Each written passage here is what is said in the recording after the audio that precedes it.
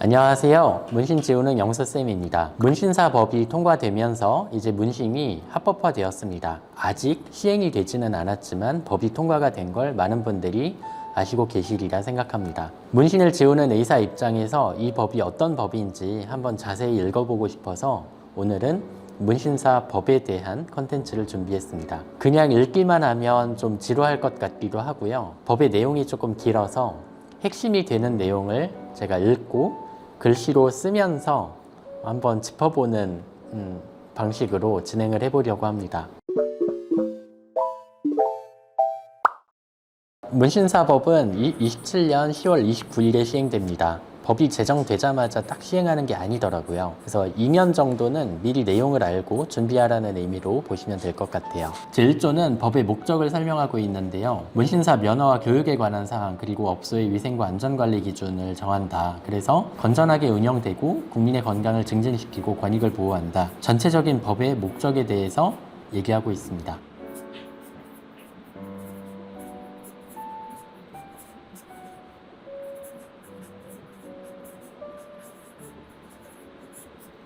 제2조 정의는 문신이라는 게 무엇인지를 정의합니다. 바늘과 같은 도구를 사용해서 문신용 염료로 피부 안에 뭔가를 새기는 행위고, 여기에는 그림이나 글자 같은 것뿐이 아니고 눈썹이나 아이라인 같은 미용 문신도 다 포함이 되겠죠. 이 문신사는 면허를 받은 사람을 의미하고, 문신업소는 개설 등록된 영업소를 뜻합니다. 제4조는 문신사가 되기 위한 절차인데요. 국가시험에 합격해야 되고 보건복지부 장관 면허를 받아야 돼요. 이거는 의료인처럼 인정을 한다, 이런 의미로 저는 받아들여지네요.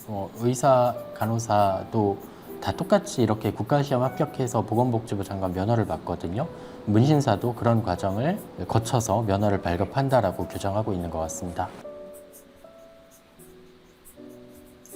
5조는 결격 사유에 대한 내용이에요. 뭔가 면허를 발급할 때는 발급을 못하는 사유가 항상 있죠. 마약류 중독자 당연히 안 되겠죠.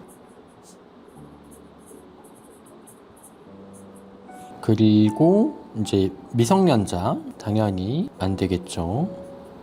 그리고 일부 감염병 환자, 감염병을 옮길 수 있으니까요.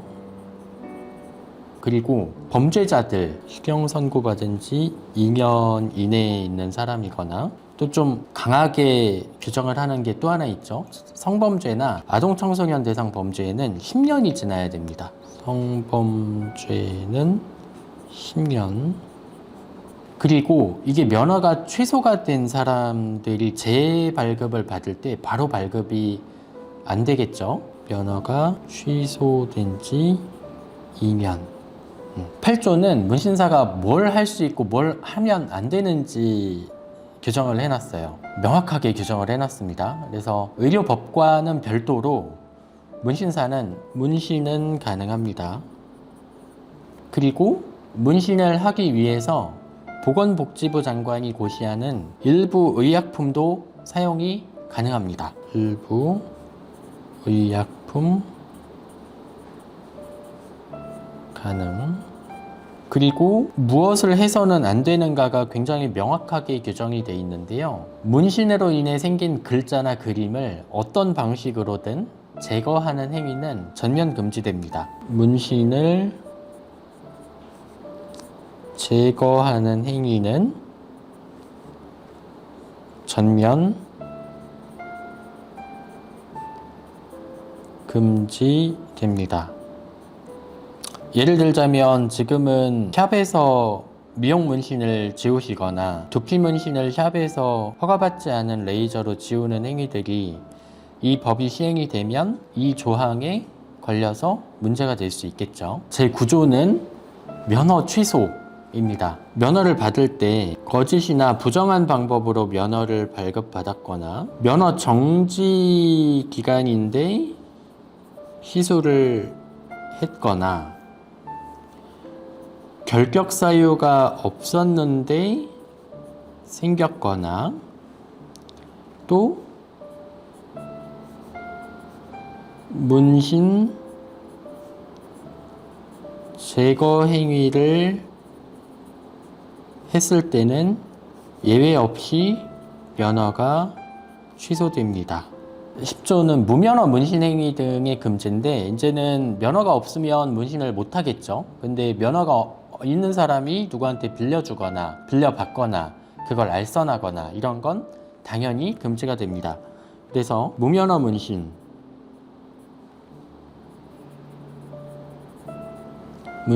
안 되고, 대여 안 되고, 양도 안 되고,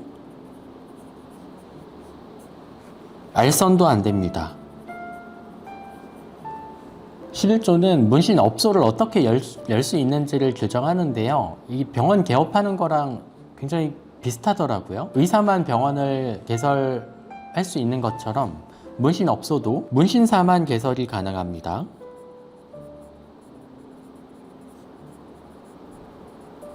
그리고 등록이 필수고요. 시설이나 정해진 장비 기준을 갖추지 못하면 개설을 할 수가 없습니다. 16조는 위생 및 안전관리 교육에 대한 내용인데요. 문신사도 그렇고 문신업소에 고용된 사람도 원칙적으로 사전에 위생교육을 다 받아야 하는데, 위생교육은 매년 1년에 한 번 이상은 위생교육을 받고, 개설 전과 고용 전 안전관리 교육을 받아야 합니다. 18조에서는 위생이나 안전관리 의무를 조금 자세히 얘기하고 있습니다. 기구를 어떻게 분리할 것이며, 바늘을 어떻게 쓰고, 인증 제품을 어떻게 쓰고, 폐기물에 대한 내용, 그다음 부작용이 생겼을 때 어떻게 해야 되는지, 이런 것들을 얘기하고 있는데요. 우선은 문신에 사용하는 기구는 세 가지로 구분을 해서 분리를 해서 보관을 해야 돼요. 소독된 거 하고, 멸균된 거 하고요, 사용 안 한 거, 미사용. 이렇게 세 개를 구별을 해서 분리를 해서 보관을 해야 되고, 바늘을 당연히 일회용을 써야 되고요. 인증 제품만 써야 됩니다. 그럼 여기에서 이제 폐기물이 나오겠죠? 그 폐기물은 병원처럼 마찬가지로 폐기물 관리법에 따라서 처리를 해야 됩니다. 그리고 문신 중이나 문신 후에 심각한 부작용이 생겼을 때는 즉시 응급의료기관으로 이송을 하는 등 조치를 해야 하고요. 이때 시술 날짜나 어떤 염료를 썼는지, 문신을 어디에 얼만큼 했는지를 기록해서 보관해야 합니다. 그리고 개설 등록증을 아까 발급받았다면 잘 보이는 곳에 게시해야 한다라는 조항이 있습니다. 19조는 문신 행위에 대한 설명 및 서면 동의예요. 병원에서도 다 그렇죠. 어떤 시술을 했을 때 생길 수 있는 부작용에 대해서 동의서 작성을 하잖아요. 근데 거기에 대한 내용입니다. 부작용의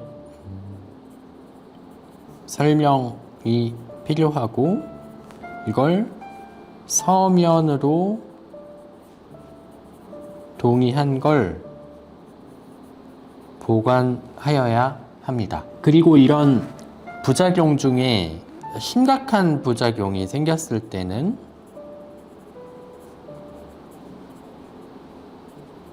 신고 의무를 정하고 있습니다. 이 규정을 보니까 예전에 의료법 공부할 때도 감염병 중에 반드시 관할 보건소에 신고를 해야 되는 감염병이 있었던 걸로 기억하는데, 이 문신사 법에도 문신업자가 문신 중이나 후에 심각한 부작용이 발생했거나 발생할 우려가 있다라고 생각되는 경우에 즉시 여기에 대한 조치를 하고 관할 시장이나 군수나 구청장에게 신고를 해야 할 의무가 있다라고 규정을 하고 있습니다. 이때 어떤 염료를 썼는지 약품을 썼는지도 함께 신고를 해야 됩니다. 염료나 약품이요. 그래서 저는 이 규정을 보면서 이게 문신사 법이라는 게 꼭 문신을 하시는 선생님들께만 해당되는 내용이 아니고, 지금 이 염료나 약품 만드는 회사들도 이런 신고가 만약에 자주 들어가게 되면 그 회사 제품에 뭔가 문제가 있다는 거잖아요. 근데 지금은 이런 것들이 통계에 잡히지가 않으니까 만약에 어떤 제품에 문제가 있어도 그걸 알아차리기가 좀 어려운 구조인데, 지금 문신사 선생님들이 만약에 써서 어떤 회사 제품이 부작용이 많이 일어나더라라는 게 이렇게 계속 신고가 되면 그런 일들이 예방이 되지 않을까 그런 의미가 있다라고 생각해요. 그 다음에 보험에 대한 내용입니다. 문신업자의 손해배상 책임을 규정했는데 배상 책임이 문신업자에게 있습니다. 그래서 이게 문신사법을 만들 때 예전에 저희 문신사법에 대해서 타투이스트 도희 선생님하고 말씀을 좀 나눴었는데 문신사 선생님들 중에서 문신사법을 반대하시는 분들도 있다는 거예요. 지금 어차피 잘 하고 있는데 괜히 이런 법이 생기면 문신사 입장에서는 조금 불리할 수도 있는 조항이거든요. 이거는 배상 책임이 있고 뭐 위생관리 안전교육 같은 것들을 제대로 받지 않으면 면허가 정지되거나 취소되면 할 수 없으니까요. 근데 제가 느끼기에는 강하게 규정을 하고 있는 것 같아요. 그래서 이용자에게 손해가 발생했을 때는 문신업자가 배상 책임을 지기 때문에 이를 대비해서 반드시 책임보험이나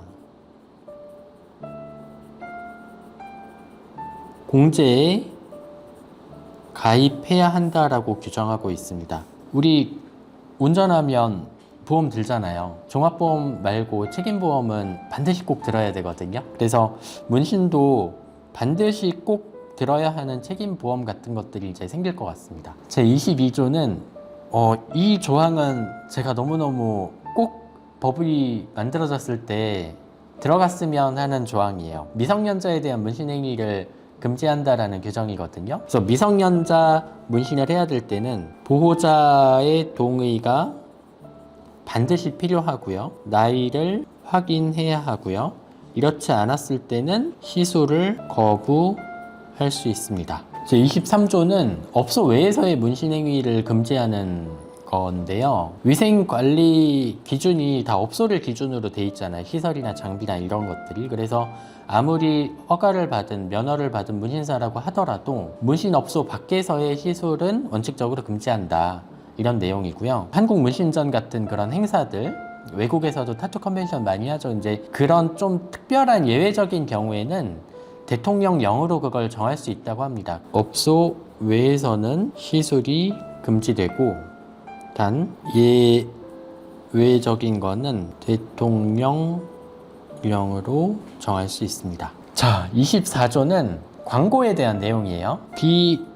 비문신사는 광고를 할 수 없고 과장 광고 할 수 없고 비방 광고도 할 수 없다라는 걸 규정을 하고 있습니다. 자, 그 다음은 벌칙에 대한 내용인데요. 형사처벌이 어느 경우에 되는가예요. 근데 이거는 하나하나 조금 살펴보고 싶어요. 조금 중요한 내용일 것 같아서요. 형사처벌이 되는 경우를 딱 규정을 했어요. 무면허로 문신을 했거나 아니면 대여나 양도했거나 당연히 안 되겠죠. 그리고 미성년자 문신을 보호자 동의 없이 했거나 문신업소가 아닌 장소에서 외부에서 문신을 했거나 거짓 과장 광고를 했거나 이런 경우에 1년 이하 징역이나 1,000만 원 이하 벌금의 형사처벌이 됩니다.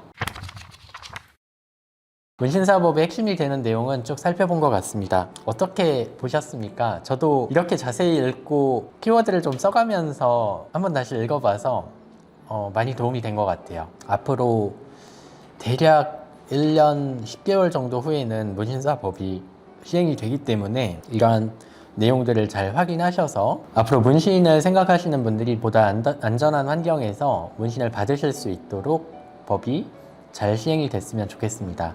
그리고 법에서 명확하게 규정을 하고 있듯이 지금 병원이 아닌 곳에서 허가받지 않은 의료용으로 허가받지 않은 레이저로 문신 제거를 하시는 행위가 엄격하게 처벌이 된다라는 것을 다시 한번 기억을 해주셨으면 좋겠고, 문신 제거는 반드시 의료인에게 병원에서 받으셨으면 좋겠습니다. 오늘 시청해 주셔서 감사드립니다.